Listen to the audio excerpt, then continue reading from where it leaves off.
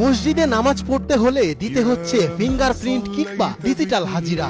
নামাজ পড়তে এমন অভিনব নিয়ম, শুনতে অবাক লাগলেও এই কাজটিই করছেন এখানকার মুসল্লিরা। মসজিদের ইমাম বলছেন পরকালের জবাবদিহিতা দুনিয়া থেকেই অভ্যাস করার জন্য এই নিয়ম শুরু করেছেন তারা। মসজিদটি চারিদিকে খোলা আর তার পাশে বড় বড় নানা ধরনের গাছগাছালি দিয়ে ঘেরা, কিন্তু একটুও ময়লা বা অপরিষ্কার হয় না মসজিদটি। আল্লাহর পথে সৎ আর নিষ্ঠাবান হয়ে চলতেই মূলত ডিজিটাল হাজিরার এই শিক্ষাটি দেওয়া হচ্ছে শিক্ষার্থীদের ও কর্মচারীদের। মসজিদে প্রবেশ করতেই দেখা মেলে পবিত্র আল কোরআনের বাণী। ভেতরে ঢুকতেই মসজিদের মূল ফটকের ওপরেই কালেমায়ে তৈয়বার বাংলা অর্থ লেখা, যা দেখে নামাজ পড়তে আসা মুসল্লিদের যেন মন জুড়িয়ে যায়।